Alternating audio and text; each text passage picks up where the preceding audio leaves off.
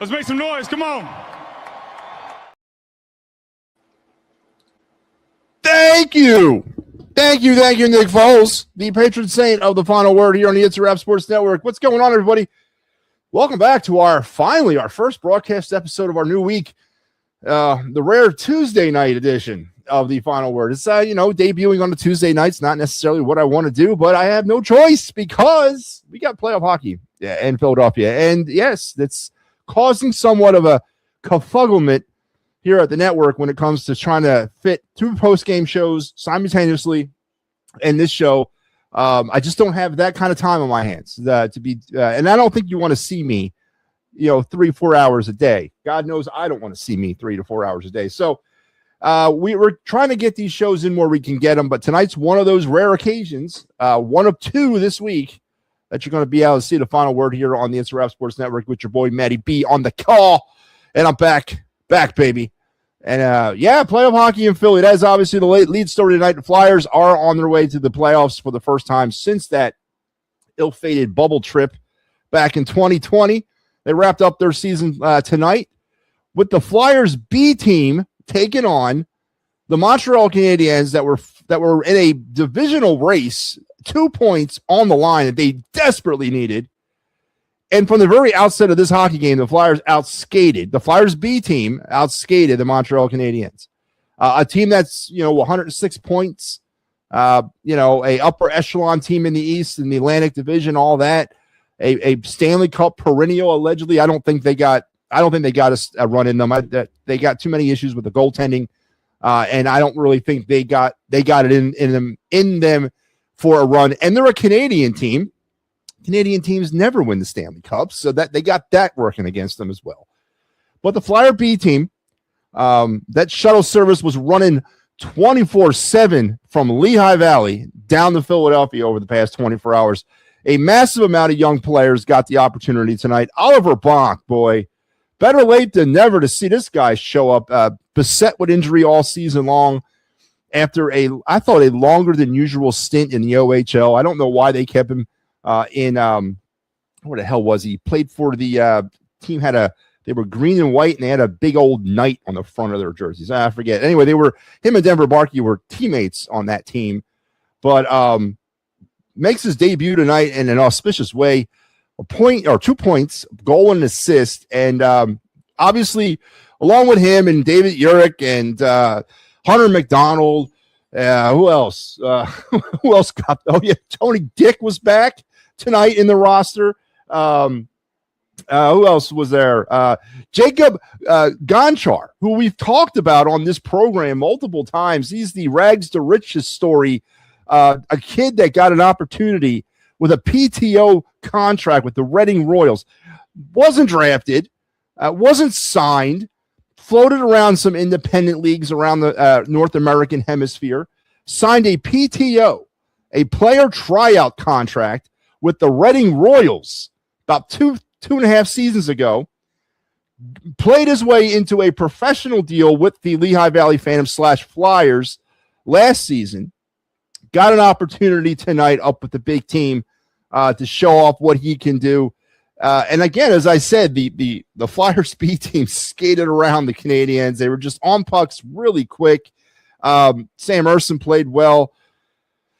It gives you a lot to look forward to. And honestly, I ain't gonna lie to you, I was looking at this game with a lot more insight than I was looking at last night's game, because this is a real snapshot of the future of what this team is going to be here in the next couple seasons with these types of players.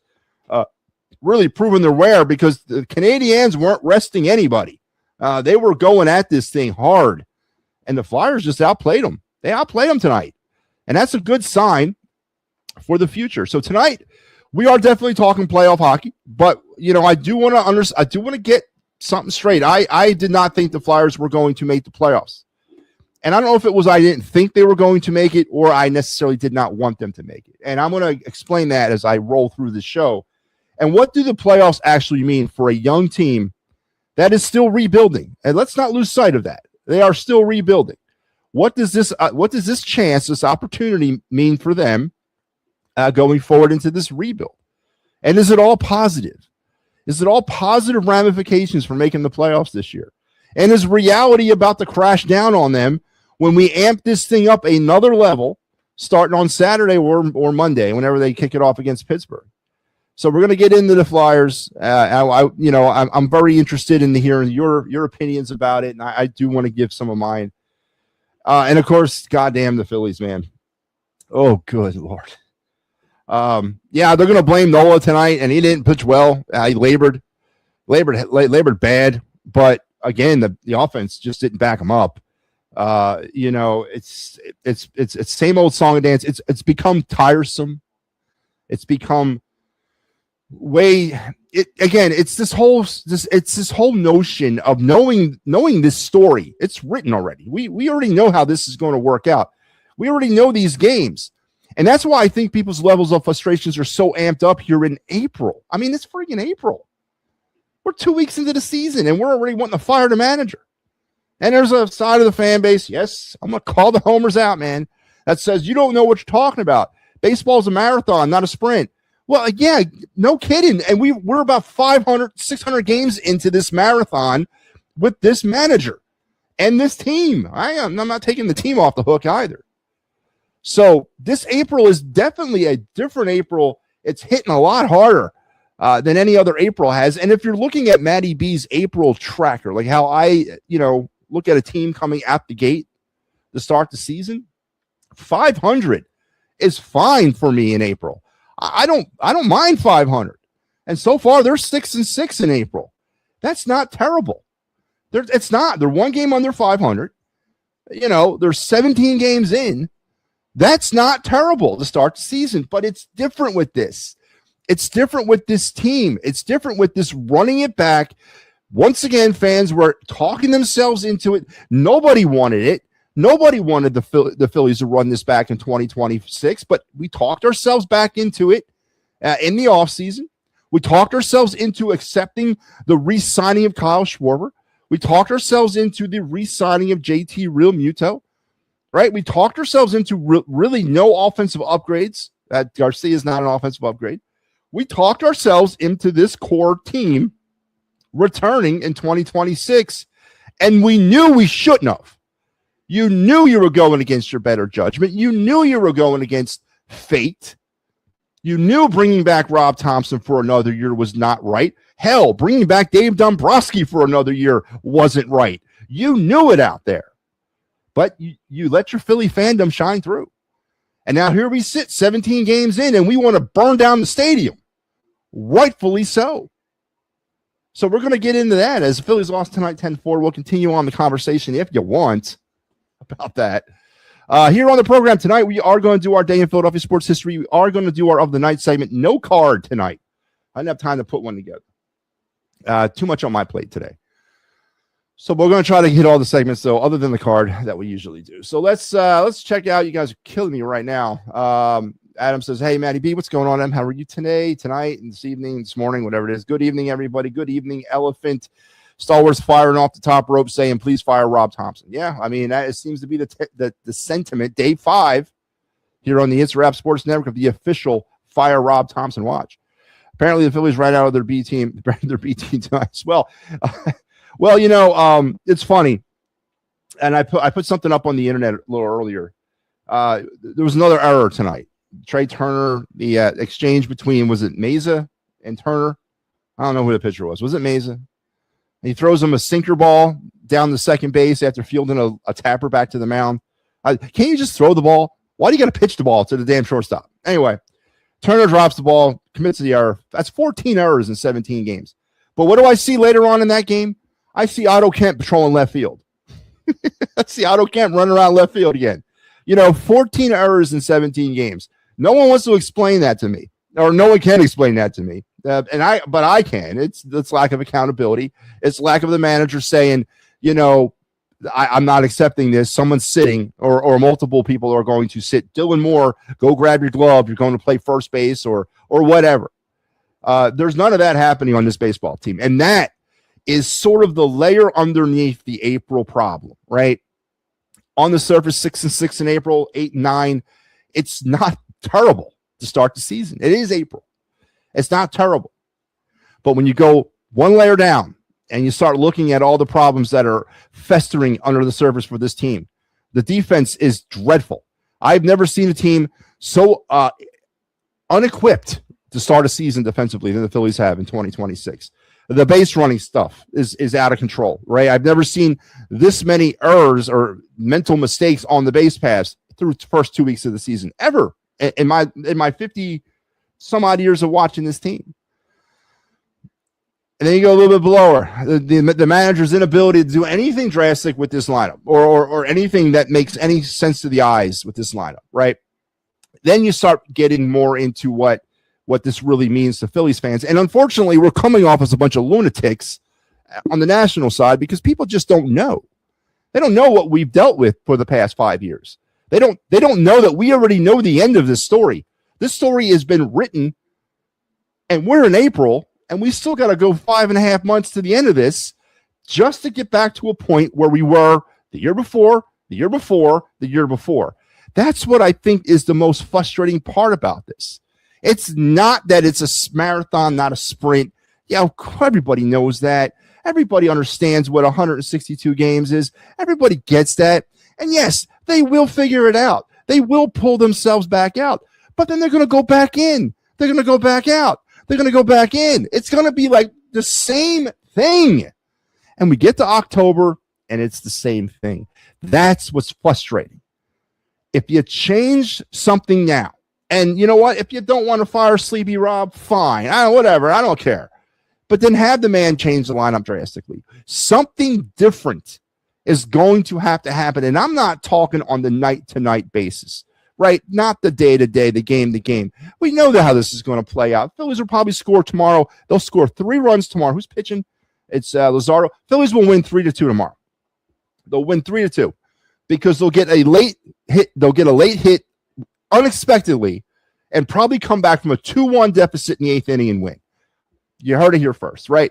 And then we'll go into the Braves series. We'll probably lose game 1, but then we'll score about 8 runs in game 2. We'll lose game 3 by 5-3. See, again, I clip this because I want to see how I did. I guarantee you I came pretty close when it's all said and done with. That's the problem, is that we already know how this story is going to end. And that's what's frustrating. It's not late September, and we're not, smelling the playoffs, and we're about ready to make a run, and, perhaps we can talk ourselves into that.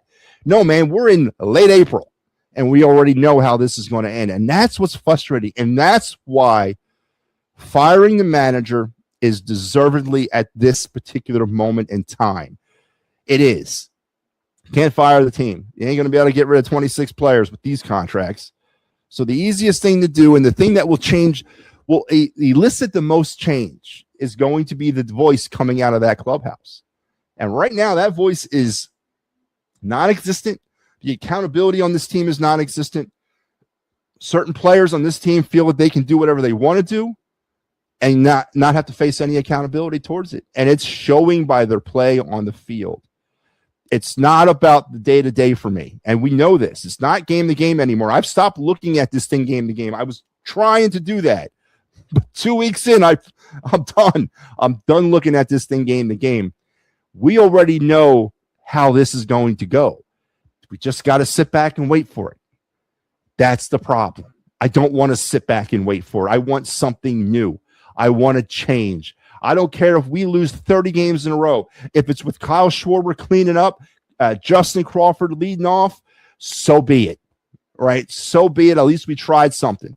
And then you bring up Felix Reyes from AAA, because he's probably the most MLB-ready player down there at AAA right now. You bring him up. You throw him in the left field, or do something else, put him on the bench and keep Kemp, put him in the infield, whatever. Just something different. I don't care. I don't care if they lose 30 games in a row like that. It's something different. And that's what I think the bottom problem with a lot of Phillies fans is. It's just Groundhog Day. And we're sick of it. It's Groundhog Day and it's April. And that's too much to bear right now because we have the whole season to look forward to.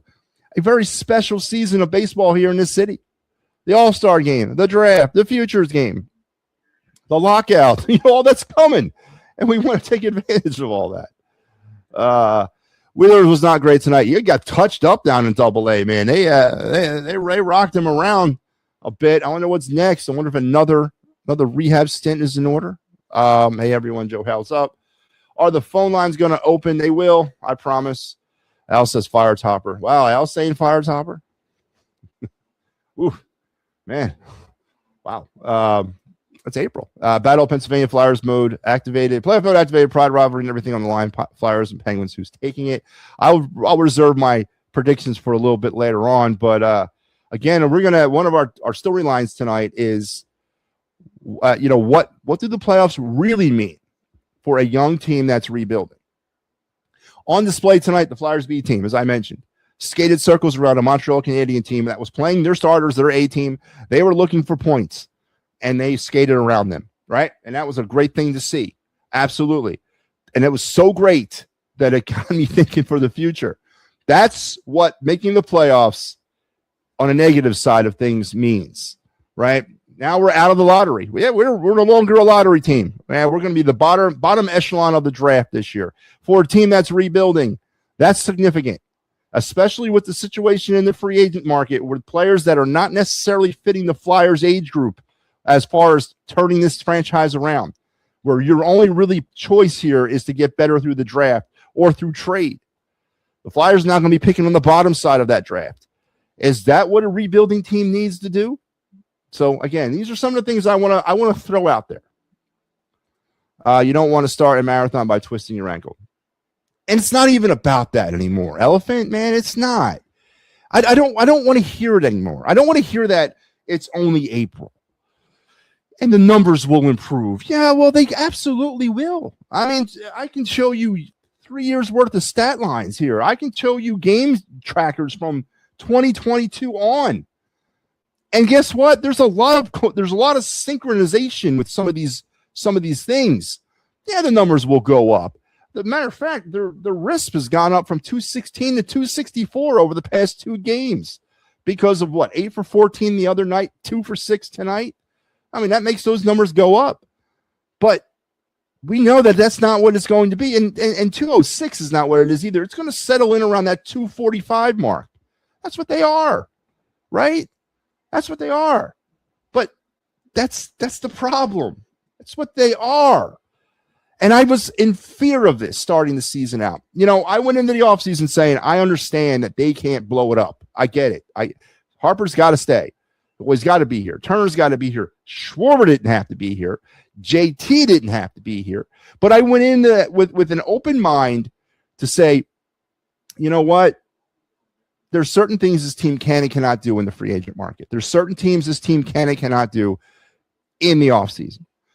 What I wanted to see was that infusion of young talent, right? We did get 2 of those players, Justin Crawford and Andrew Painter. I wanted more. I wanted a third one. I wanted Rakonis, who's hurt right now, but I wanted that third guy. That's truly how this team is going to find out. That's how they're going to turn the corner.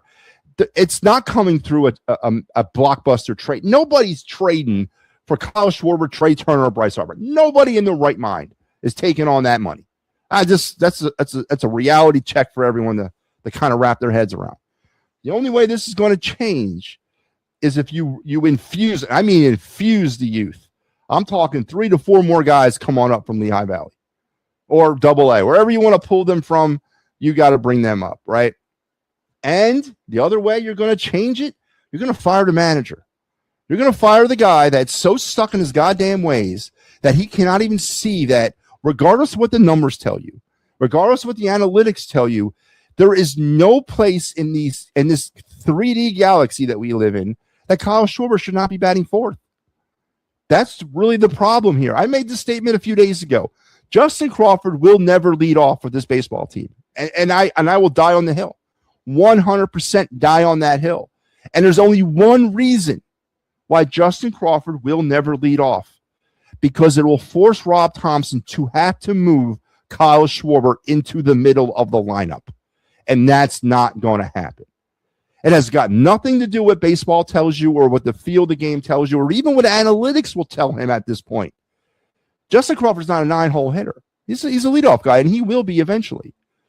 But right now, moving him up that lineup would drastically change the lineup in a domino type way, because you're going to have no choice but to shift everybody down one. And that means you're putting Schwarber in the 3-hole, or you're going to flip-flop Schwarber and Harper 3 and 4. Guess what? Your manager ain't doing it. He will not doing it. And I don't know the reason. And it's almost comical right now. It's almost comical that the manager is either scared of Kyle Schwarber, or the manager honestly feels, and there's only two options right here, is either scared of Kyle Schwarber, or he actually feels Schwarber belongs in the 2-hole. I hope it's that he's scared of Kyle Schwarber, because the other option is stupid. I mean, it doesn't make any sense. My 16-year-old stepson can tell you Kyle Schwarber's not a 2-hole hitter. So I hope it's that he's afraid of Kyle Schwarber. But that's never going to happen as long as Rob Thompson's your manager. Justin Crawford will never lead off. Take my word for it, because it will present an option or a confrontation between the manager and Kyle Schwarber, because that's honestly what the problem is. Kyle Schwarber doesn't want to bat fourth. Simple as that. And I'm taking that one to the bank. Yes, they are going to open up. I will get him opened up. I promise. Kemp needs to go. I disagree. He needs to not be in the outfield. Don't give up on Otto Kemp. Ain't nothing wrong with him. Again, we're blaming Otto Kemp for this. You're blaming Brandon Marsh. You're blaming people like that. No, man, come on. Let's be real here. All right. So those are our two hot topics. Now, if you want to throw in some Eagles talk, we can. We're getting danger close to the draft. And yes, the It's a Wrap Sports Network is going to enter the ring of draft coverage on Thursday night, April 23rd at 7 p.m. We will have continued coverage of the first round of the 2026 NFL draft. The Gridiron Weekly boys will be kind of leading the charge on this program. It'll be complete first round coverage, starting from round 1 to round, 31, 32, wherever they go. And they are going to be in charge. The It's a Wrap Sports crew, the Philadelphia crew, has been told that they can jump on. So, there may be some segments with some Philly guys as we move through this broadcast. So make sure you spread the word and be here on draft night, April 23rd, 2026, for It's a Wrap Sports inaugural draft coverage. And really excited about it. I want to thank the Gridiron guys.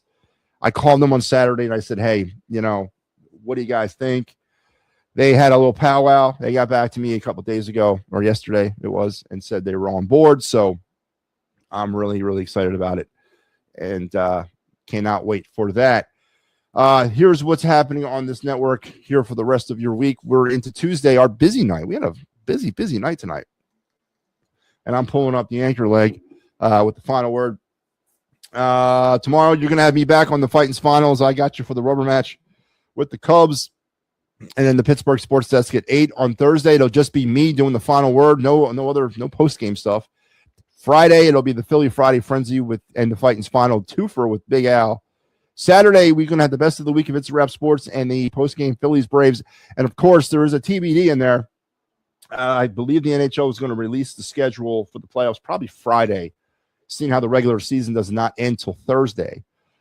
I believe they're going to probably post it on Friday, maybe Thursday night late. I don't know. But as soon as we find out the actual schedule of the Flyers, the mock Clear the Ice schedule for the opening or for the first 4 games is actually done already. I'm just waiting for obvious dates and time. Well, dates. I don't really care about the times, but we will, as soon as we find that out, we will get that out and get that published. But yes, we will have postseason coverage of the Flyers. Of course, we're going to do that. I've been waiting 4 years to do a Flyers playoff game on Clear the Ice. So we're going to have you there for post-game Flyers this playoff run. So just be patient. As soon as the NHL releases the schedule, we'll get it out. And then on Saturday or Sunday, we'll get it all started again with the Philly AM Sports Show and the Phillies Braves. So that's what's on tap for your week, the rest of your week here on the network. And let's get into our day in Philadelphia sports history.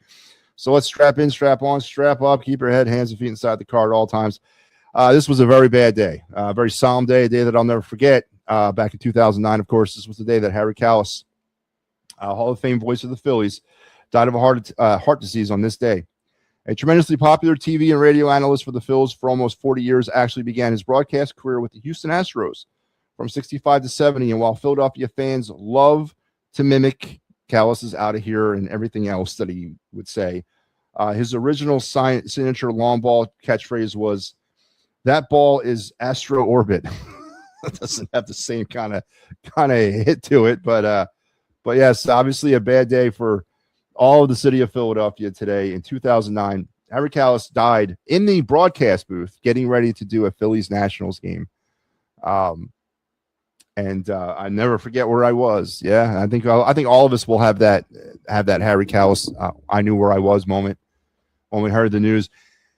It was shocking because I never thought it could happen. I'm going to lie to you. I'm not going to lie to you. I think I'm not alone in this, but Harry Callis is not supposed to die. Harry Callis is supposed to just transcend the generations, and I'm supposed to die first. You know what I mean? Because there's no other voice. There was no other voice. And Tom McCarthy, God bless him and all that, does a fine job, but there's just not, it's just not right. It's not right. And again, no offense to Tom and Kruk, but it's just not right. It doesn't hit the same way. I don't lay on the beach in Wildwood and listen to, John Kruk and Tom McCarthy. I don't sit on my steps waiting for the ice cream truck to come down on a hot summer night, listening to John Kruk and Tom McCarthy. I don't do that now. That would be creepy, but you get my point here, right? It was Harry Callis and Richie Ashburn. And obviously we lost Richie first, and that was a hard replace. But when we lost Harry, it just it hasn't been right since then. Now, again, no disrespect. I get it. But that night or that day, on this day back in 2009, a legend truly was lost. And what happened over the course of the end of the off season when they renamed the deck to what is it, the High Mark Energy, whatever the hell they call that thing, just is a tone deaf move by an organization in the Phillies right now that I think are becoming a lot more tone deaf to what's happening with this team. And I know the John Middleton conversation starting to sort of pick up some steam. Obviously, Dave Dombrowski doesn't escape this as well. But from the upper management side, are the Phillies lost a little bit? Have they lost their way? And were the signings or the re-signings of Kyle Schwarber and JT more for putting people in the seats and merch than it was for winning baseball games? I mean, I think that's an interesting point to kind of go down, an interesting rabbit hole to go down.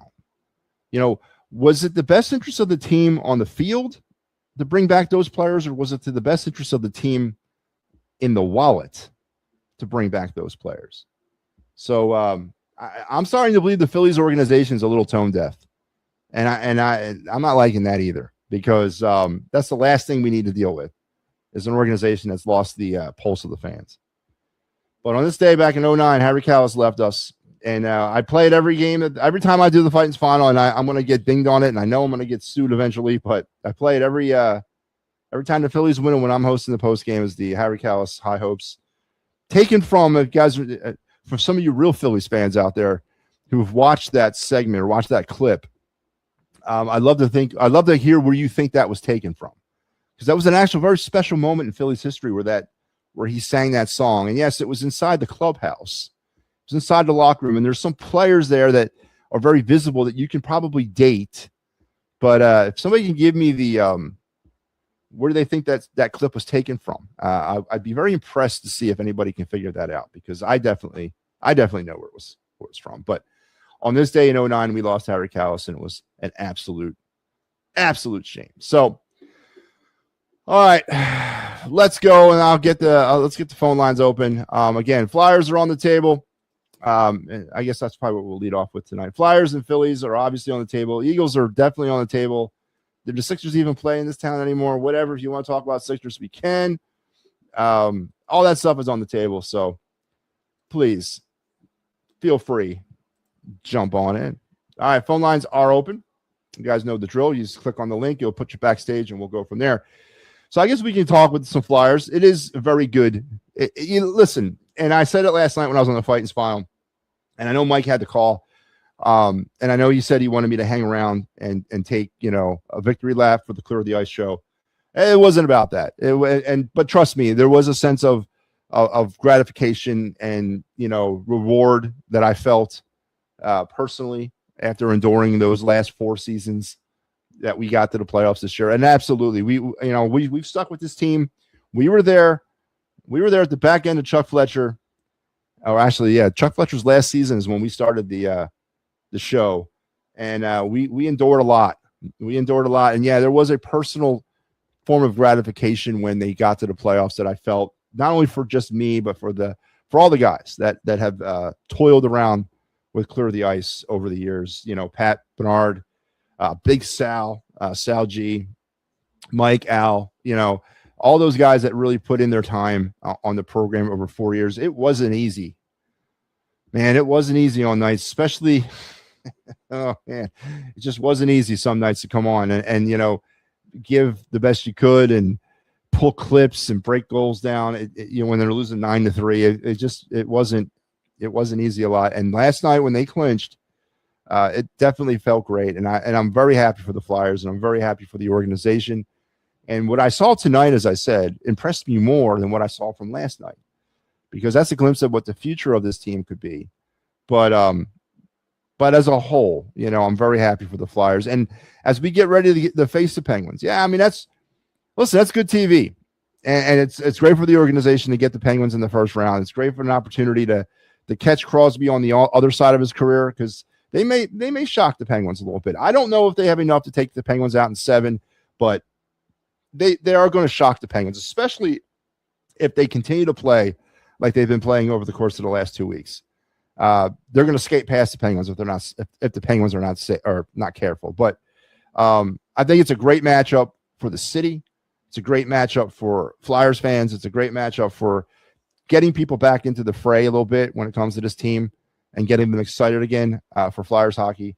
You couldn't have asked for a better opening round matchup if you're from a marketing standpoint. And I hope the Flyers eat this thing up. And game 3, whenever that is, some point next week, should be a spectacle to be seen down there at the arena. So, but again, yeah, a victory lap for the Clear of the Ice program. Thanks to all the guys that were involved in it, that are still involved in it. I posted our final host standings of the season. Mike beat me out by 2 points, and that's because I gave Mike the last 7 games, because I had to go into the fighting final. So it ain't that he beat me out because I didn't do my yeoman's work. Beat him out. He beat me out because he got the Flyers when they were the hottest they could be, but he still beat me out. And congratulations to Mike on that. So let's open the phone lines.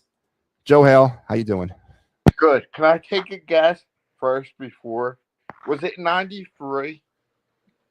It was 93. Harry Callis right before when they won the pennant? No. Okay. But it was 93. And it had postseason implications. I'll leave it at that. Okay. All right. I was at the Flyers game last night. Yeah. Oh, that's a great. Do tell. Get last minute tickets. I paid an arm and a leg. I'll tell you right now how much I paid for 2 tickets. I paid $500 for 2 tickets. Joe, you didn't have to tell me that, but okay. No. I love how nobody said they can do it. Even you guys. Yes, I'm calling out you guys. Didn't you guys say the Flyers were going to get in? I did.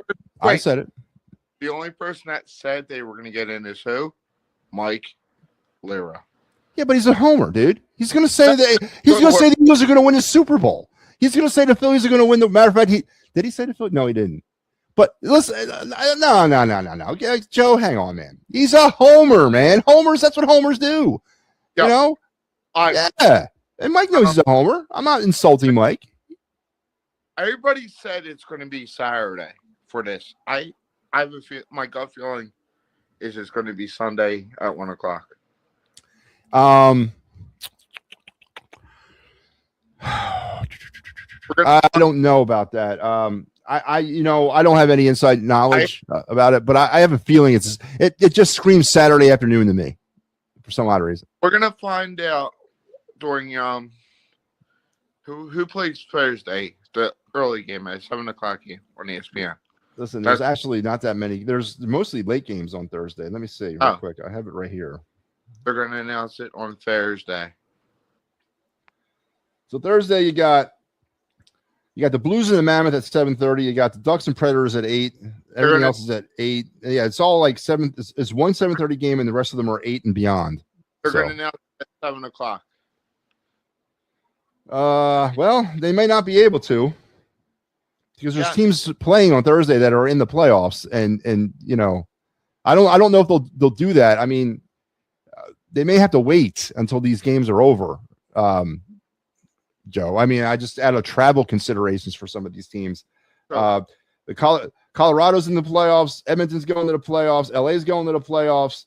I don't know what San Jose is doing. I think they were on the outset. The Anaheim Ducks are going to the playoffs. And Utah's going to the playoffs. So I don't know if they can make that announcement while they're playing their final game. The matchups are all set. Yeah, the matchups are set. Well, no, there's still – I think the West is a little up in the air. Let's see. While you're looking that up, the young Bucks today. Yeah? They looked impressive. They did. Certain name that caught my eye. Alex Bump. Yes, he played good. And Mr. Martin again.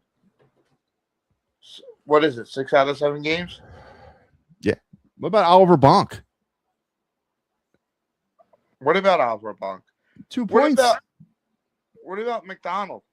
Yeah, Hunter McDonald, big old 6'7" of them. Yeah. What about? He looked good. He looked good. Why wasn't I would have rested Tyson Foster today? Well, don't forget he's been sitting for 2 months, or actually more than that, 4 months. I'll tell you who's been stepping it up. Minchkov. Yeah, he got his 20th goal, but Joe, we didn't draft him at 6 overall to score 20 goals. You drafted him to score 40 goals at that position in the draft. I get what you're saying. I understand. I get it. And there was one play in tonight's game that really kind of impressed me with Mitchkov. It was like in the second period, puck was kind of thrown in between Mitchkov and a defender, and Mitchkov could have made a play on it to keep it in the Flyers' offensive end. He could have. It would have been they were both converging on the puck at the same time, and Mitchkov seemed to have the angle slightly on it, but he peeled off of it and he went back into a defensive posture so not to get caught on an odd man rush the other way. That impressed me about him because that tells me he's bought in, and that's a good thing. That's a very good thing. So everybody's complaining. I'm not saying you guys about the lottery. I'm glad the Flyers are in the lottery, but the Flyers are going to go. No, I'm complaining about the lottery. We talking about? You can put me out there. I am complaining about it. This is not where I want to be as a rebuilding team. I'm sorry, Joe. It's not where I want to be. It's a bust for NHL prospects this year in a lottery. Joe, you can't say that, Joe. Second of all, you think Gavin McKenna's a bust? He's the only one. He's the only good one. Oh no, Joe, come on, man. You can't say that. Because I guarantee if the Flyers are in a lottery, you're like, oh, it's good that they're in a lottery because this is one of the better, deeper years. Come on, Joe. Let's keep some reality, man. It's okay to be excited about the Flyers. I am too. But I don't I don't want them to make the playoffs. I want them to win a Stanley Cup. Joe, do you see the difference? But give credit to Danny Briere and Keith Jones, the president and GM of operations. For what? What am I giving them credit for? The rebuilding process has begun. This is year 3 of the rebuild, right? This is year 3. Isn't it? Wait, not under Jones. What am I giving them credit for? Right? Tell me, give me X's and O's. What am I giving them credit for? X's and O's. Rebuilding the future. Give them credit for that. Signing a number 1 goalie. He's not Joe. He's not a number 1 goalie. You're riding a great wave of Dan Vladar, and I'm not telling you that next season when he's still under contract that he will not be once again in that position at number 1. The Flyers did not select a player in the second round and a player in the third round of the same draft year goalies to have Dan Vladar be the goalie of the future. He's not, Joe. He's not. He is the goalie of the immediate future, Wait. but you're not going forward with him beyond next year. I'm telling you, Joe. He's your stopgap until they're ready. Which is next year. They're not going to re-sign him. They're not going to re-sign him after next season because Carson Bjornsson will be ready by then. They did not draft these players this high to let them sit in the minor leagues. That's a question. Is the other one coming over, or is he? Yeah, I don't know. I haven't heard much about. I need to research that. But you're right. Yeah, Igor Zaradin should be done in Russia. This should be it for him. He should be on his way over. So hopefully next year. And the Flyers have the most cap room in free agency. Am I right? Or one of them? Well, not the most, like the top 4. I think they got a lot. And trade for a center, not a McDavid type, a better than Coots guy. Okay. I'm tired of the Coots. So they could go out and sign a Coots guy in free agency. They could find one of those guys, but that's not what they need, Joe. Joe, they don't need a better than Coots guy. They need a Connor McDavid guy. Joe, they need a Connor McDavid guy. That's the guy that's going to bring all this together. That's the guy that's going to tie in the Porter Martones, the Dyson Forresters, the MattyB Mitchkoffs. That's the guy that takes this team into the Stanley Cup conversation. Until then, we are a great, young, talented story that's going to make some noise in the playoffs, but eventually will fall short. Yeah. But again, I'm not sitting here. What's that? I can see him beating Pittsburgh, and I want to tell you why. Who is it? Malkin's tweeted, "I'm scared." Well, he's scared of Philly fans. There was a tweet out. Someone tweeted that. I don't know if it was him. I don't believe that. I don't believe that, but okay. I'll tell you who said that, and you can go back. And this was Crosby when they first started. What was it? When Drew rocked them when they played Pittsburgh? Oh yeah, I brought that. It's up on our Twitter. I resurfaced that yesterday. I put it up yesterday. Yeah, that's an awesome clip, and I love that. That's a great clip. But is that the same Sidney Crosby we're going to see? Sidney's done, man. You know, but he's still a Flyer killer. Don't get me wrong. He's still going to get his goals. I think Crosby's a baby. Oh yeah, I mean that's obvious. I agree with you 100%. All right, continue telling me the X's and O's of why I should give Keith Jones and Danny B credit. The coach, Rick Tocchet, number 2, Rick Tocchet. Nobody. Joe, you were wanting him fired a few months ago. Do you remember that? Oh, I love to hire. Joe, during the Mitchkov drama, I remember you saying, I think they made a mistake. But mistakes are forgiven. Number 3. I'm going to go back to the Gauthier trade. Cutter, okay. Segors. And that brings me to number 4, Jamie Drysdale. Everybody said he was washed up. Am I correct? Mm-hmm. Oh, he hadn't reached his potential. And yes, there were some questions whether he could. I agree. So you would rather have Jamie Drysdale and Cutter Gauthier? Yes, because Gauthier didn't want to be here. Why did Gauthier not want to be here? I think it wasn't. I think it was the head coach at the time. I disagree. Who do you think it was? It was the management. They wanted him to go back to college for a second year, and he didn't want to do that. So was it John Tortorella? It was Danny B and Keith Jones. Was it? That's where I think that's where the rift began. Okay. He wanted to come out after his freshman year, and they wouldn't let him because they wanted to save a year on his ELC because they felt the team wasn't ready for him yet. I wish we could find out the truth about that. You know, I think we will one day. And you're right. I like to know the real story. Absolutely. I'll go back to my points. By the way, Ricky's in the hospital. What's going on with Ricky? He has pneumonia. Again? Yeah. But Ricky, if you're listening, brother, we're praying for you, man. I'm gonna give you another point. I wouldn't tip it. With Rick Tocchet's system, he shined this year. So a lot of players, and then to your point, and this is where the Tortorella Tocchet thing changed. And again, I think a lot of credit should be given to Rick Tocchet. I think a lot more credit than what's been given should be given to him because he took the training wheels off these guys that Tortorella had on him. And yes, Tortorella had him on training wheels because Tortorella had a narrative. I don't think, maybe last year he was, but I don't think through most of his time with the Flyers, Tortorella really cared about wins and losses.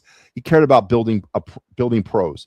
And a lot more credit needs to be given to Tortorella because he put these players in a position where Rick Tocchet could take the training wheels off of them and turn them loose and have their actual skill on display on a nightly basis. And you're right about that. I think Tocchet by taking away, because there were people would get benched if they weren't in the right lane.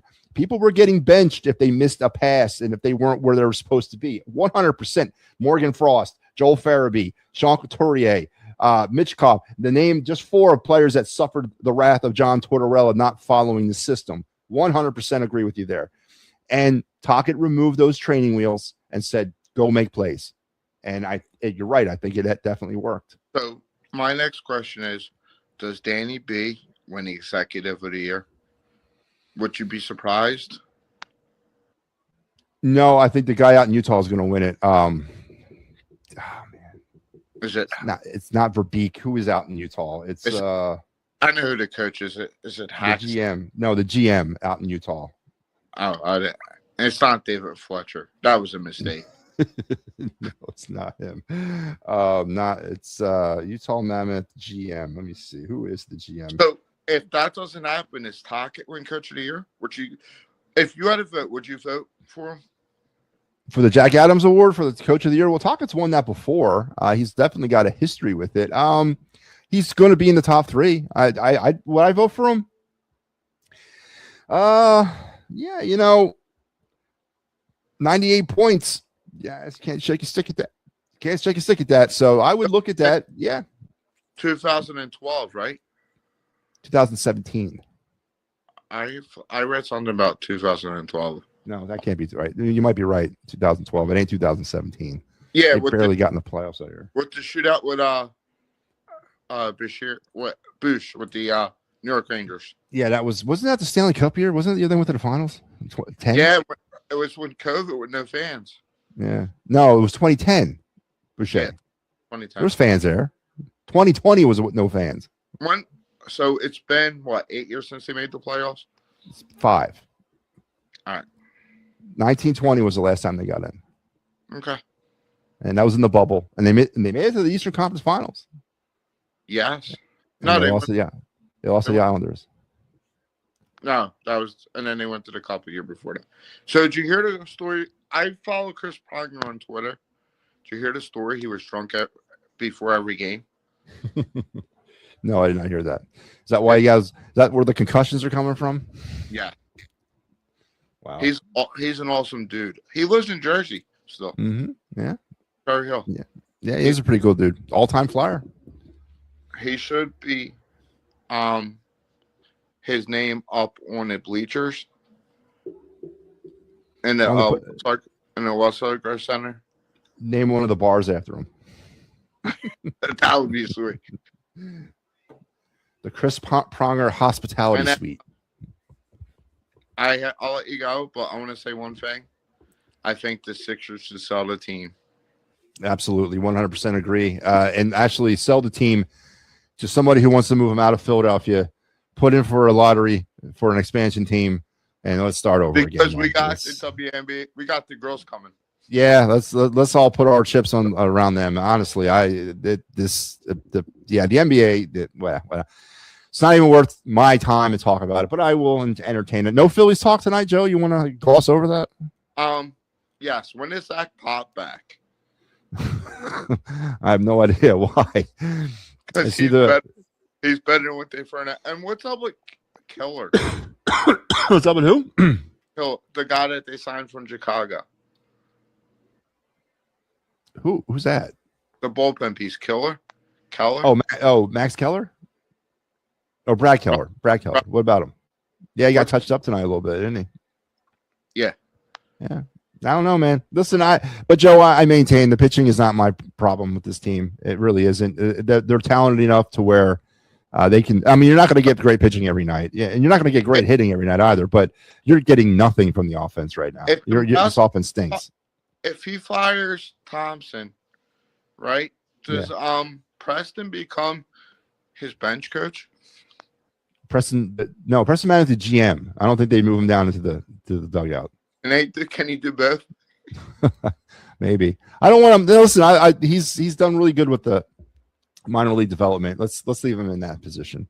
And he's not really even the real GM. He's like the other guy's off getting his MBA or somewhere at University of Pennsylvania, so he's kind of taken over for that. So no, listen. Preston Manning is he's a baseball talent kind of guy. I don't know if I need somebody that knows how to actually be a coach. Cleveland Indians series in May for cheap. Really? That's good stuff, man. Behind Kyle Schwarber's family. How do you know that? Because I went to a game last year, and I know they sit in 120. Where's home plate at? They directly sit behind, right below the Diamond Club. That's where they sit.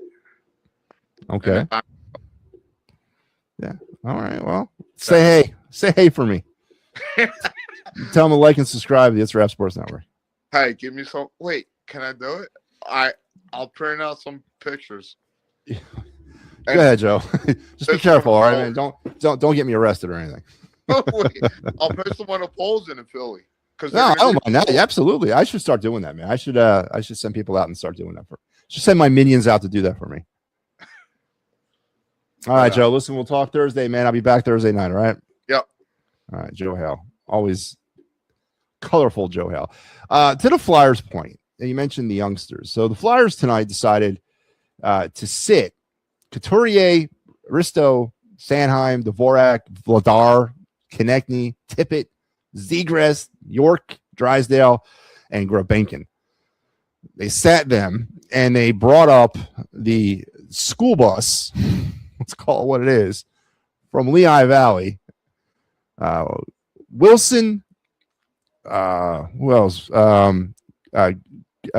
Gonchar, Tony Dick, Uric, Bonk, McDonald, and Kovaslov all were elevated to the Flyers tonight. And as I said, that might have been one of the best games that I've watched all year, watching these kids fly around out there.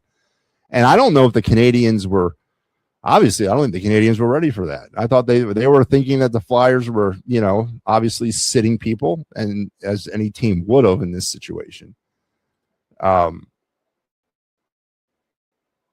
But these kids came up and were like playing for jobs, man. They thought this was an open audition to get on the playoff roster because boy, oh boy, you mentions Hunter McDonald. Again, we've talked about these players, these prospects throughout the years. And I was most impressed with Oliver Bonk. He's sort of been set back a bit through injury, really a long time in juniors. I don't know why he was in juniors so long, but finally got an opportunity. Now, Oliver Bonk probably will go right back to Lehigh along with the rest of them where they belong. But next summer is going to be interesting. And Oliver Bonk is a right-handed defenseman. So next summer is going to be interesting because decisions are going to have to be made on some players. And we're going to actually talk about that a little bit later into the summer because, as I said to Joe, and yes, and let me be clear, does Keith Jones and Danny Barrera deserve some credit? 100%. Because they weren't just rebuilding a product on the ice. They were rebuilding the product off the ice, too. The whole franchise was in shambles when they took it. I understand that. And I think that the moves that they were making at the time that they made them were appropriate. Have they exceeded the expectations? I think they have. Not to say that, you don't go into a season wanting to make the playoffs, but I do believe what they say is they're not interested in just making the playoffs. They're interested in winning Stanley Cups, and they're definitely taking the right foot forward to that point right now. But as I said to Joe, with all this good time feeling that we have towards the Flyers, and I guess this will go into my conversation about what the playoffs really mean. I don't like the fact that we're not going to be a lottery drafting team this year. Now, I think we still need a couple more years of that, honestly. But I can live with that if we've turned the tide with the prospects that we have. And we still have Toronto's pick next year that who knows where they're going to end up because they may be going into a rebuild next year. So that may be a top 5, top 3 pick, right? that's something to keep in the back of your mind.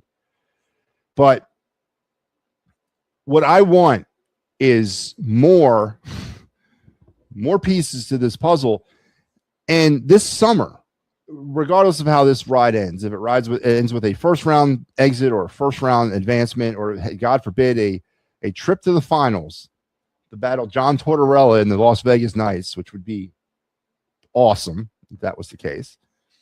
Regardless of where, by the way, Tortorella's not wearing the tracksuit no more. I don't know if you guys have seen Tortorella behind the bench for the Knights. He's not wearing the tracksuit. He's back to wearing a suit like a grown man. But if wherever this ride ends, and we're definitely going to look at this no matter what with a lot of optimism about the future of the Flyers. And Joe mentions the cap room. There's a lot of it.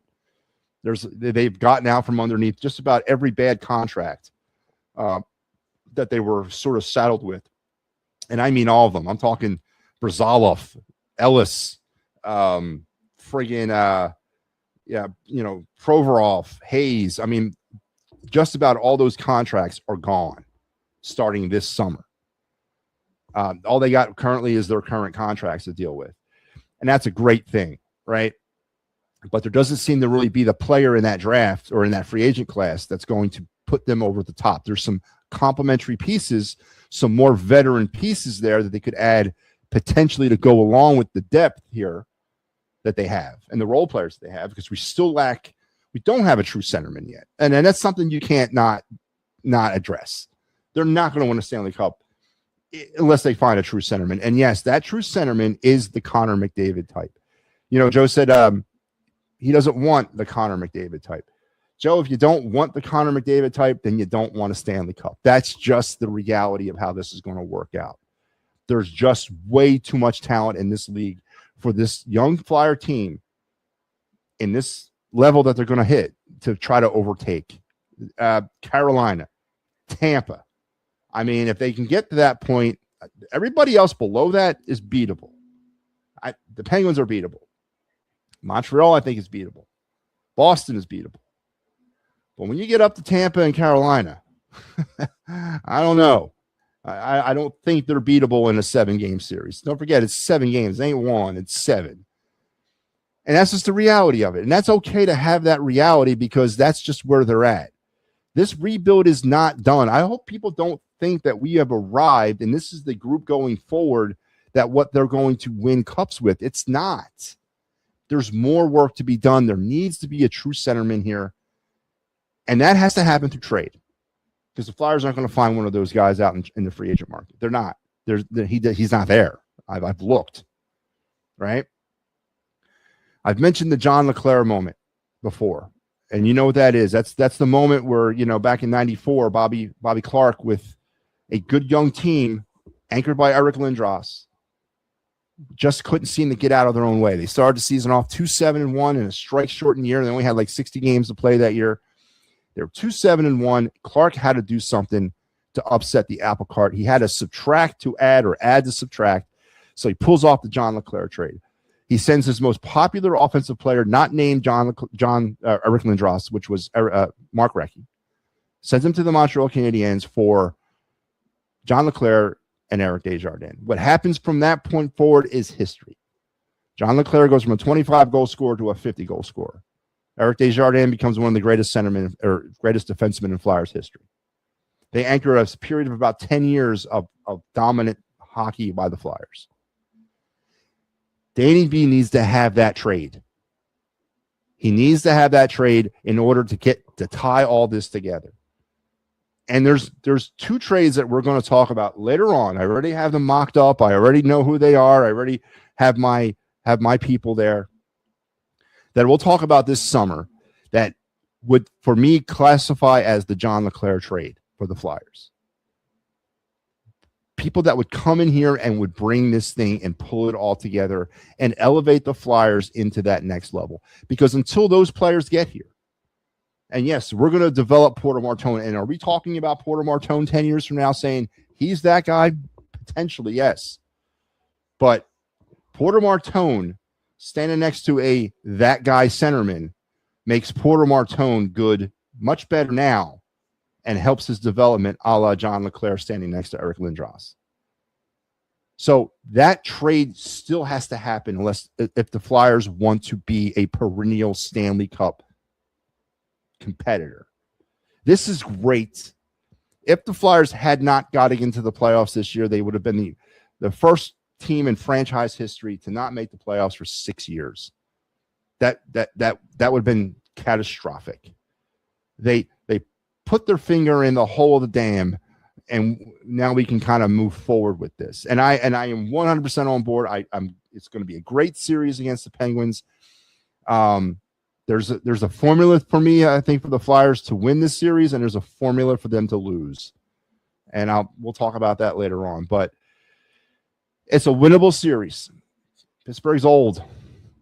They're old. All right. Sidney Crosby's been in the league 29 years. Malkin's been there about 50 years. I mean, they're an old team. But just like the Flyers are in the playoffs, and a lot of people are saying for that playoff experience, the Penguins already have it. And when you get to this level, just like everyone's like, well, the Flyers, it's great that the Flyers are here to get that experience. Well, yes, but they're about to go up against a team that has it. And there are little nuances that teams are going to do to be fresher through the playoffs. And we'll see. And again, I'm pulling for the Flyers 100%. I would love to see them get past the first round and then go from there. As far as Dan Vladar goes, an amazing story. I think they gave out the season awards, and he won the Bobby Clark Award, which was the MVP. He won another one too. Dan Vladar did. He's had an amazing season, a career year. Vladar's never had this before in his career. This is not something that, has happened before. And is it the start of something good? Potentially. Is it lightning in the bottle? Potentially. Time will tell, and that's going to be next year, right? Vladar's under contract next season. And yes, I would 100% be on board with Vladar being the number one goalie next year.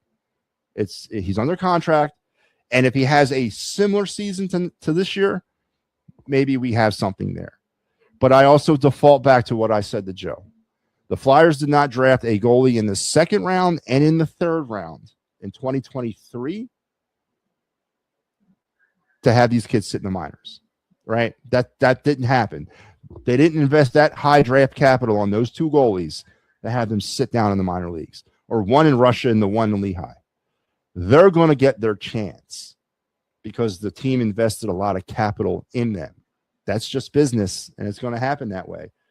Are you going to cast Vladar away and say, you know what, thank you for getting us here this year, see you later? No. You're going to give him that opportunity to come back next year and see if this is actually sustainable. 100%.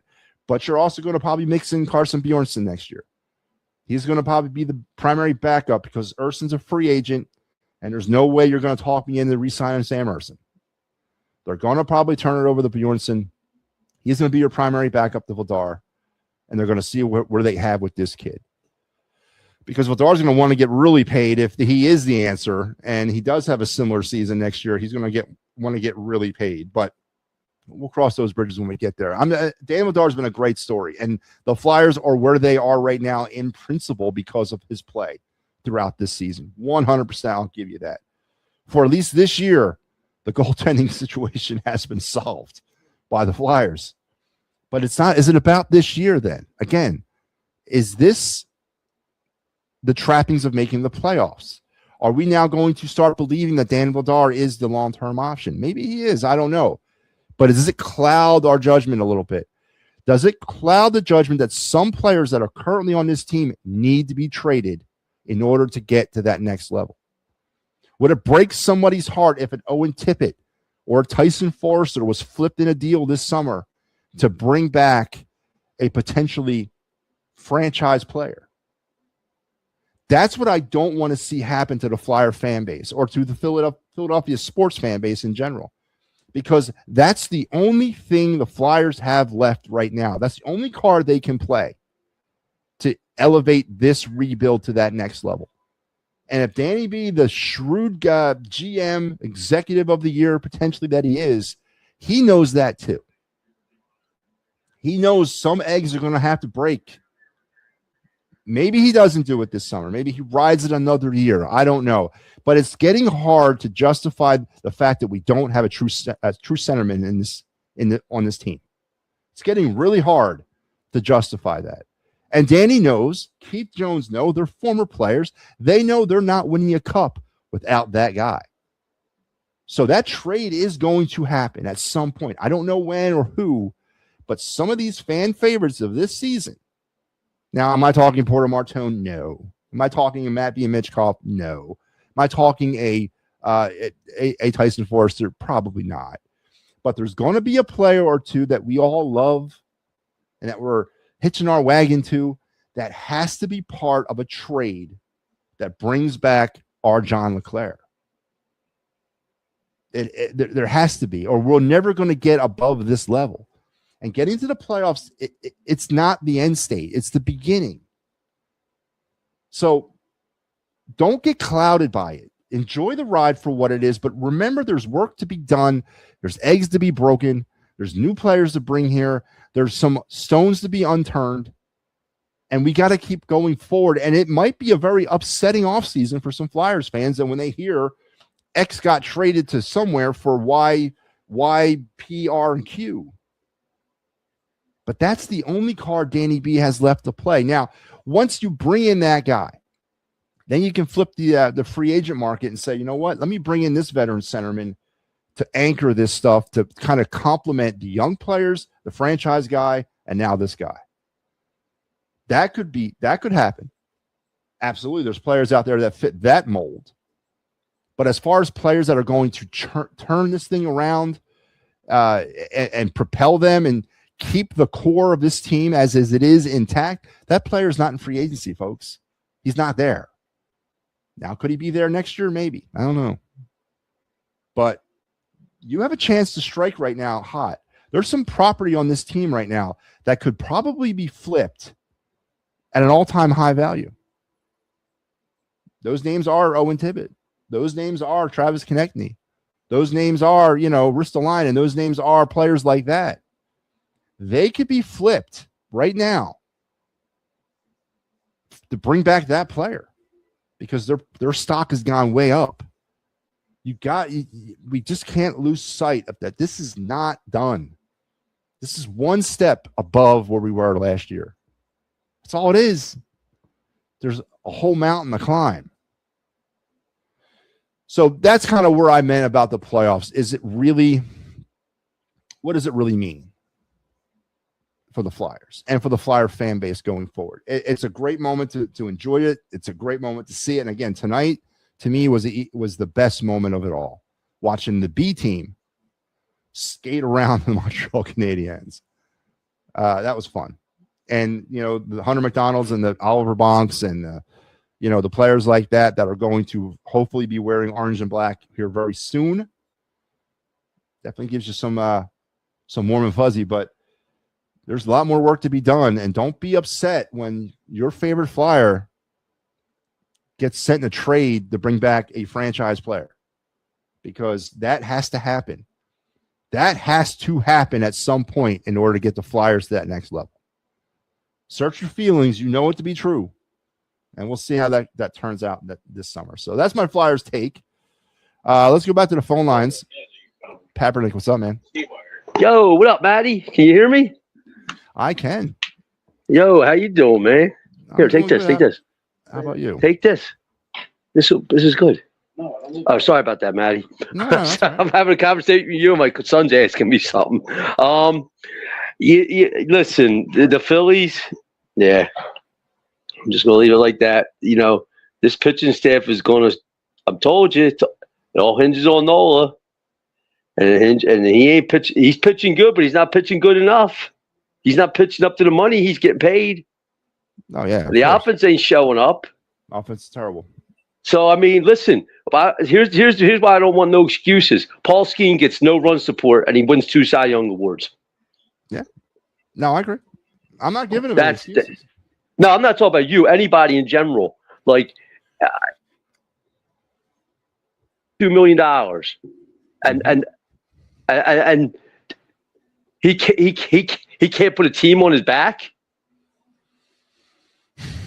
Yeah, I can't explain it either, Peppernick. I wish I could. I didn't see really the game. could, Like, did he give up a home run? Did he give up any home runs tonight no again? home runs. No home runs tonight. Just everything was up and everything was getting. And listen, the defense didn't support him again. They were shoddy. I didn't see the game. Was Otto Kemp? Who was in left field? So Kemp got into left field. He was in left field in this game. I saw him out there. I saw him out there at one point. He pinch hit for Marsh late. Actually, pinch hit for Bohm pinch hit for Marsh, and then Kemp pinch hit for Bohm. I don't know what the hell. What your best hitters are? Look, Harper's not hit. He's hitting well. You know what I'm saying? He's hitting well. Marsh is hitting well, and Crawford. Right now, they're your three. I mean, and Schwarber's starting to pick it up. But in general, they were your three guys. You know what I mean? Especially Marsh and Crawford. They were really the two. And you're gonna pinch hit. They didn't pinch hit Sosa for Stott. Kaepernick. Sosa started tonight, and he was the only offense. He hit a 3-run homer. Oh, see, I didn't know that. Yeah.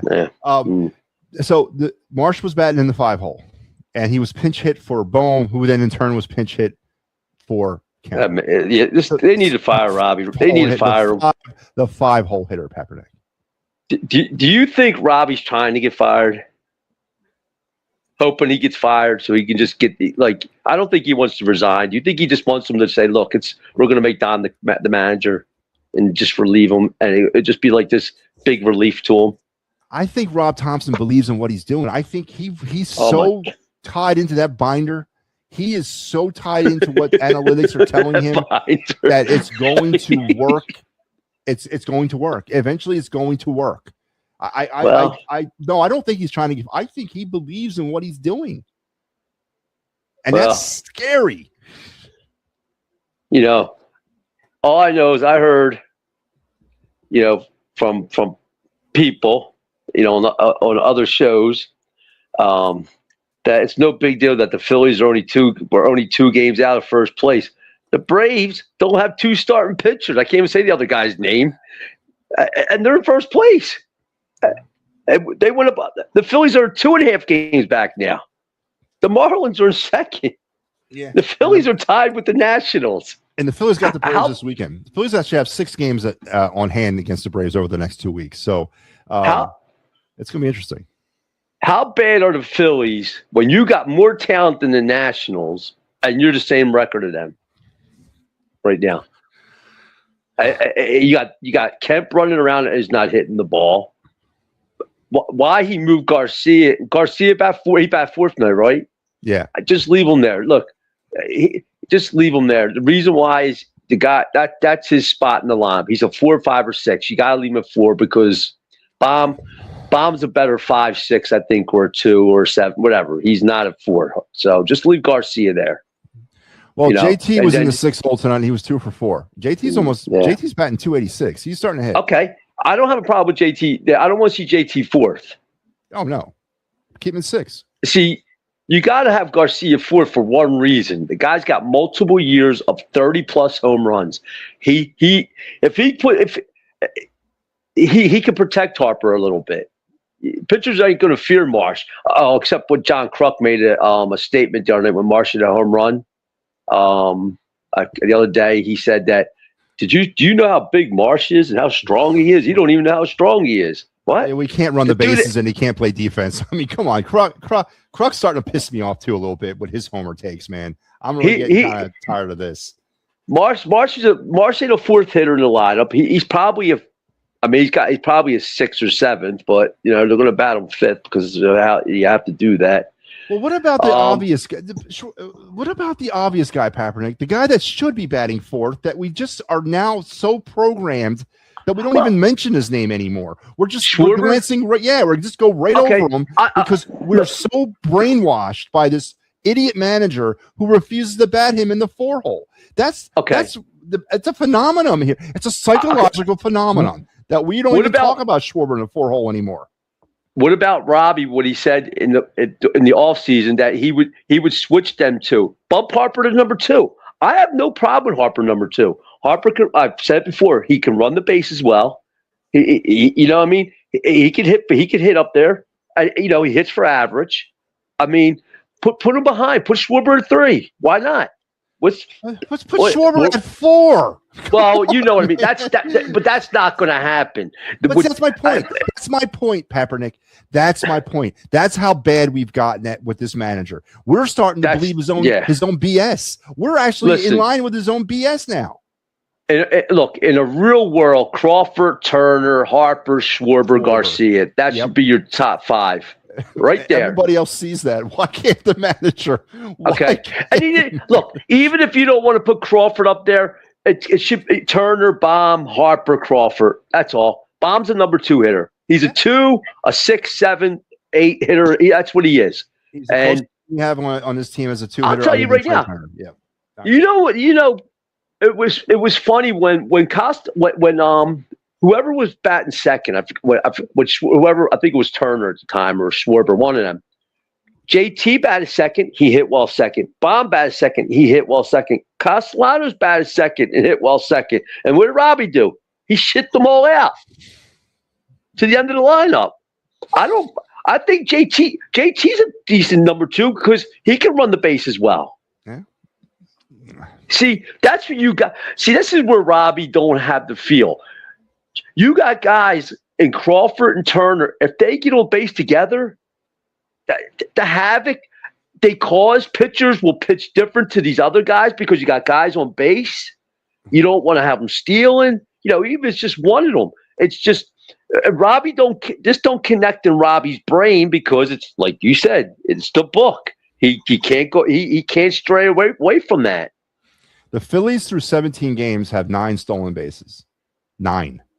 And Crawford led the league. I think didn't he lead the league down to AAA? He had 43 stolen bases last year. And Turner's led the league in stolen bases.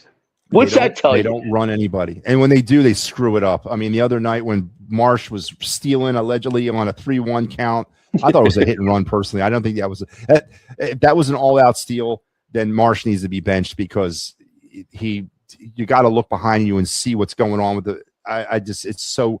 But anyway, it's bad. 9 stolen bases. It's real bad. Yeah. They don't know how to run the bases. And when they do have Turner and Crawford, they've had them on the base pads together a couple times. They've done nothing with them. There's been no double stealing, nothing. There's been nothing. Yeah, because here's the thing, man. I remember back in the day watching Ricky Henderson. I'm going to go before that. Lou Brock. Yeah. Then you had the Willie McGee's, the Vince Colemans, the Ricky Hendersons. Those dudes, they were on third base by the time you blinked an eye. Yep. They didn't have 18-inch bases out to these extra large bases. They didn't wear gloves on their hands to slide a mitt, so bust their fingers up. These guys should be out there. Let them go. But see, my fear is this. If Mattingly takes over, is he willing to push his, to push his thing, to say, okay, this is what I want, and this is how it's going to be. Is he willing to do that, or is he going to stay kind of like Summer Robbie and add to him? Because that's what some guys do. They don't want to do that. They kind of take a little bit from the manager because that's what it was, and then you have your own stuff. Is he willing to get in these and tell Harper, you're going to bat here, Schwarber, you're going to bat here, and stand by it? Well, time will tell. We don't know the answer to that question unless it happens. And Mattingly has gone on record by saying he doesn't want to manage, but I don't think you have a problem with entering managing just for the year. That's all I want him for. Listen, I think I said to you before, Don should just quit.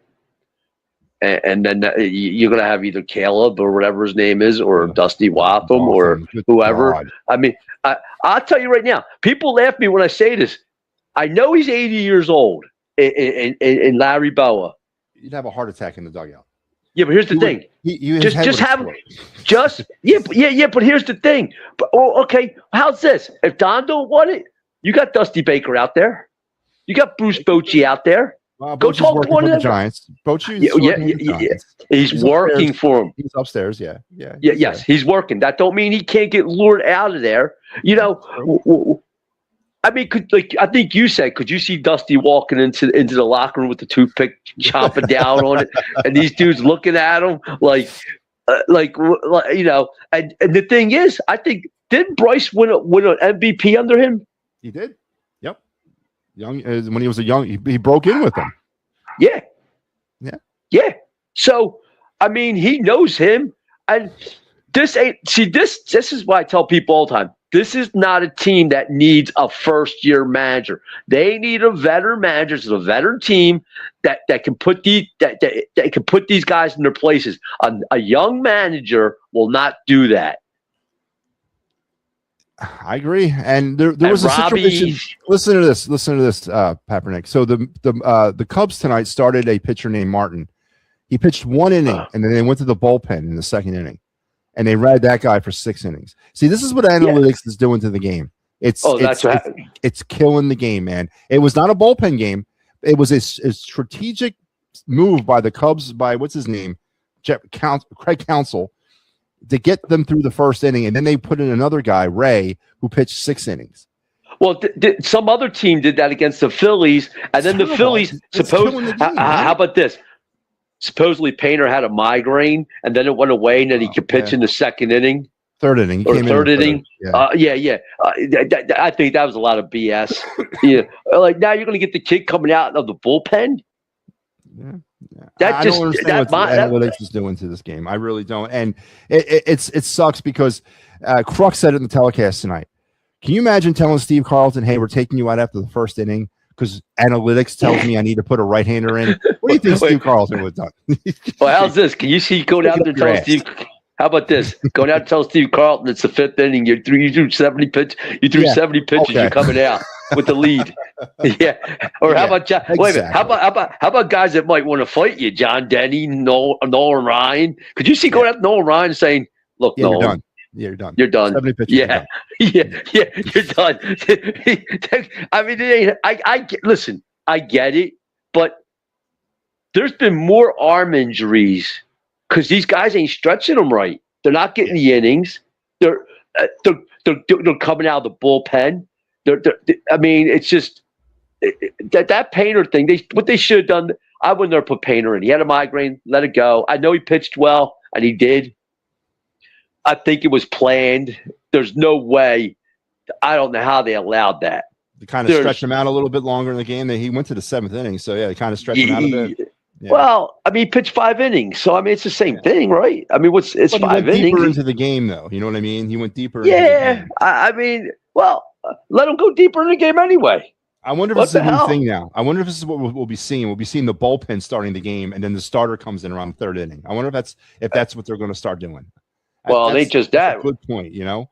Well, here, how's this one? How about these guys signing these huge contracts and only pitching 4 innings and making $40 million a year, $10 million an inning? What the hell? I'm going to teach my grandson how to be a pitcher, dude. Be a pitcher. Listen, be a pitcher, a punter, or a kicker, and you're set for life. You will backup catcher or backup. That's it. Garrett Stubbs. They just did an article on Garrett Stubbs. I didn't read it. It was on Philly Nation, I think. How he's back with the Phillies. Yep. Don't worry, he'll weasel his way up. Don't worry, he's coming because you ain't going to see Dante Nori. You're not going to see Gilbert Racones. You're not going to see the guy they got from, or you're not going to see De La Cruz. You're not going to see the guy they got from Milwaukee in a cash trade. You're going to see Garrett Stubbs mosey on up here. That's what you're going to see, and it's this. Look, I know it's early. And I know by accident this team could probably win 85 games and make the playoffs. You know what I mean? Despite the moron that they got managing. But I don't see it. I just see all these problems. Sanchez, and Nola, he's your 2, but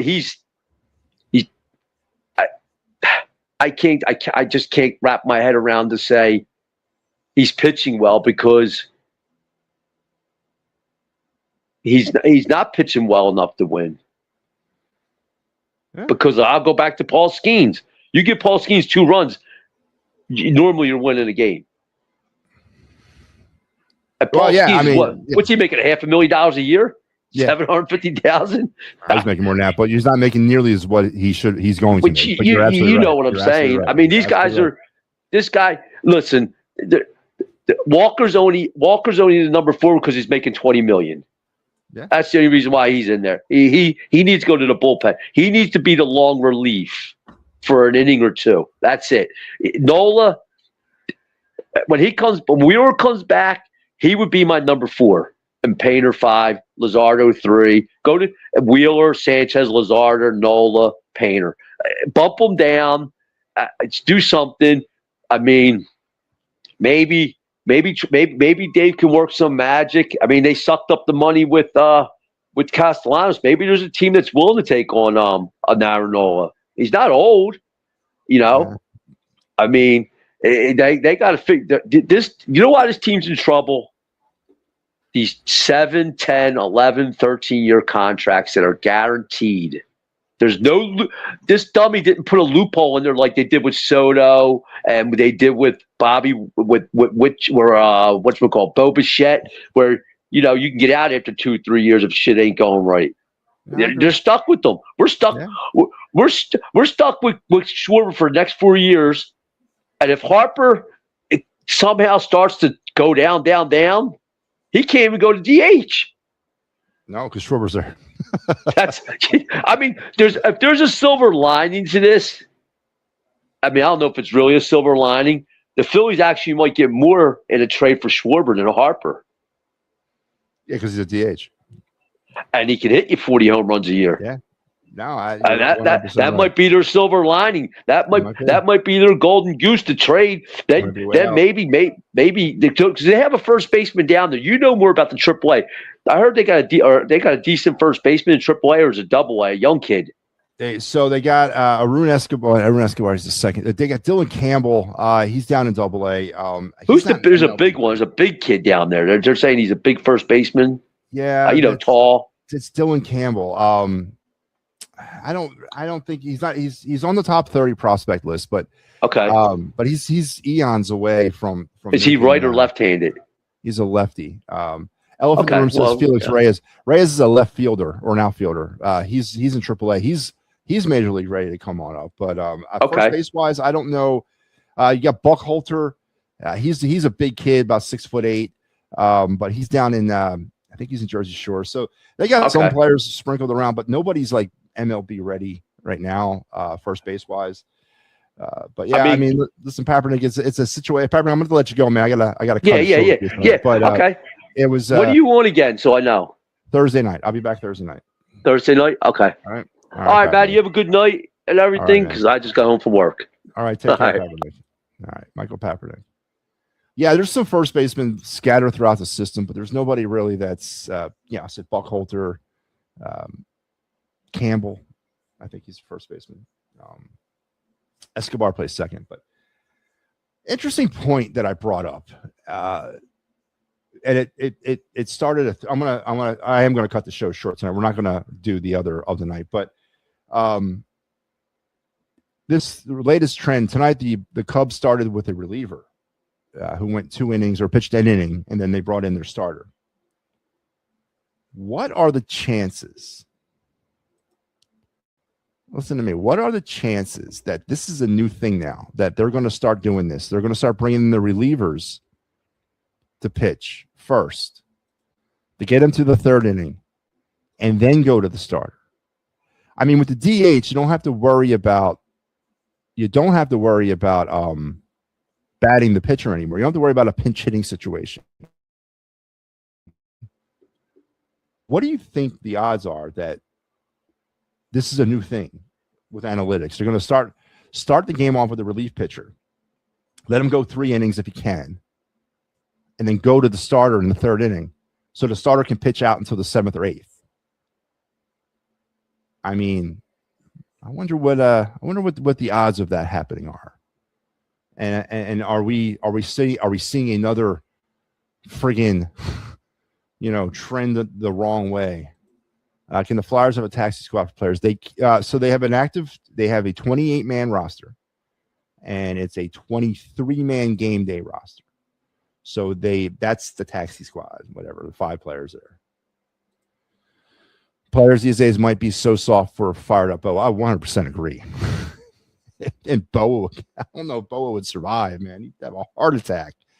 Yeah, Griff McGarry got traded to the Dodgers today. for international signing pool money. Obviously, they didn't like him. Felix Reyes, he's an outfielder. Keaton Anthony, he's also an outfielder. But they're young players that are coming up. Him, Reyes, Dante Nori. I mean, the Phillies have an abundance. Gabe Raconis Jr. An abundance of outfielders that are on their way up, that are going to be part of this organization here if they don't get traded. But yeah.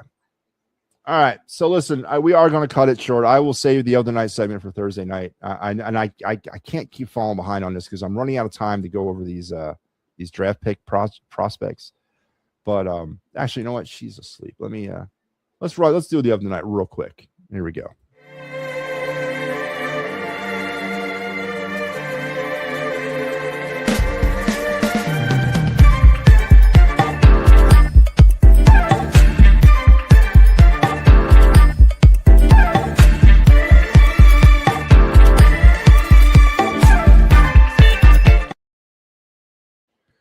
All right, so we'll do the other night. We're going to start with the Phillies prospect. This is a kid that hit the scenes this year. Phillies signed him to a $3 million contract. He's 17 years old. The Dominican-born Francisco Renteria. He is currently playing for the DSL Red or White down there. I can't see what it is. It's the ticker, but he's in the DSL League, Dominican Summer League this year for the Phillies. 17 years old. Because of his potential to have five very loud tools, one evaluator compared Renteria to number one prospect Connor Griffin. Renteria is a big, strong, and athletic. He has already shown a knowledge of how to put his tools to use that belays his years. The 6'3" right-handed hitter checks off all the boxes offensively with his feel for the barrel, elite hand-eye coordination, a propensity for hard contact, strike zone knowledge, and immense raw power. Renteria is also an impressive athlete, one who is a plus runner who has the chance to stick in center field long term. All of it plays up because of his aptitude and early baseball IQ, with many within the organization feeling he's the best all-around offensive prospect they've seen in quite some time. So you're looking at a potential 5 years from now outfield of Francisco Renteria in center, Crawford in left, and Nori in right. That's probably what the outfield is going to look like. But this kid is the real deal. 17 years old from the Dominican. And as they felt so heavy about him, they signed him to a $3 million contract over the winter. So definitely a kid to keep an eye on. Currently your number 3 prospect in the Phillies organization, honestly, at 17. So definitely keep your eyes out for Francisco Renteria coming to a ballpark near you, probably within about 3 to 5 years. Let's head over to the NHL draft that Joe Hale says is devoid of talent. Tonight we're going to talk about Elton Hermanson, the forward from the Modo team, out of Germany. 6'1", 174 pounds. Hermanson has loads of room to add strength to his frame, which will lead to more open ice power and pace. He's best described as an equal parts shooter playmaker. Hermanson is deceptive with a puck on his stick. He draws attention before making a decision to release the play to the net or wait out a better passing option. Top 4 defenseman with two-way upside at the NHL level. There's always a kind of a problem when you're going after a high prospect at the European level. The European ice is weird. The European game is a little weirder than the North American game. So there's always a transition potential issue there. But Hermanson does grade out to be a top 10 prospect as far as a defenseman goes. He's a forward. He's a forward with a two-way defensive upside. So top 10, 6'1", 174 is a little bit on the light side. He does have to put on some weight on that frame of his, but definitely when you look at a player that can two-way passing skills, I'm looking at him as a very good option there, and maybe 5 through 10 in this year's draft. And let's head over now and talk some MLB draft. And our draft prospect of the night is Carson Bowman, the left-hand pitcher who pitches for the Southside Christian High School in South Carolina, 19 years old. I could be 19 and still in high school. That's not possible. That age must be wrong. He bats right. He was born in 2007. Yeah, it's 19. How the hell is he still in high school at 19? Southside Christian. Maybe this is from last year. Left-hander, 6'4", 210. Yeah, he's committed to Wake Forest. Maybe that's where he's at right now, Wake Forest. Bowman's stuff is beyond approach, starting with a 91 and 94 mile an hour fastball that reaches 96, and he can throw it to either side of the plate with carry or downhill plane. He's got a pair of plus breaking balls with evaluators slightly preferring his 78 82 mile an hour downhill curve to his lower 80s sweeper. He also does a nice job of killing spin in the mid 80s kick changeup. That would become a solid offering with more use. Big left-hander, 6'4", probably puts on about another 25, 30 pounds by the time he hits the major leagues. Definitely is somebody that you can look as a workhorse in your rotation, potentially maybe even a closer. But he's got fantastic stuff. That 91, 94 with a top out of 96 is really kind of where pitchers are these days when it comes to their fastball. The 100-mile-an-hour days are pretty much over. A 96-mile-an-hour fastball with some bite can do the trick more so than I think a 100-mile-an-hour fastball, because everybody can hit a fastball. It's just a matter of getting that little kick to it at the end, and Bowman has that. So he is definitely a top 10 prospect that be looking out for his name at some point in the top portion of this year's draft. So, all right, we did it. We went through all of them. That's good. I'm glad. So we got through the other night, and that's good. I keep pace with myself there on that. All right, we are going to wrap it up now. Let's move it. Yep, he is the son of Edgar Renteria, and he is going to be keep an eye out for him, man. He plays for the Red, DSL Red, yeah. My buddy said to get into the draft. Is like $20. Huh? What, you got to pay your way into the draft? Flyers make the playoffs. Phillies are a disaster. Eagles are getting ready to draft next week. We're going to be amping up as I said, we're going into the draft this year. It's Rap Sports will be in the draft. First round coverage by the Gridiron Weekly guys. Thursday night, April 23rd. So make sure you're here for continuing coverage of the entire first round. You may be seeing me. I may pop in on a segment or two over there. We'll see. We'll see if I have time. We're going to clear the airwaves that night. So there will be no Fightins final. There'll be nothing else but draft coverage. No final word, nothing. It's just going to be draft coverage. So I'm giving them the open airwaves to do their thing. So we're looking forward to that and all the other great stuff that's coming up on the network this week. There it is one more time. Don't forget, I'll see you guys tomorrow on the rubber game of the Phillies Cubs. Hopefully they can pull off the series win. And yeah, so thanks a lot for being part of the show. That again, I got to get my buddy said what to get into and watch the. Oh, really? In Pittsburgh? Okay, that's not bad. All right, we'll talk later. You guys have a great rest of your night. Enjoy your Wednesday, and I'll see you tomorrow on the Fightins final. Take care.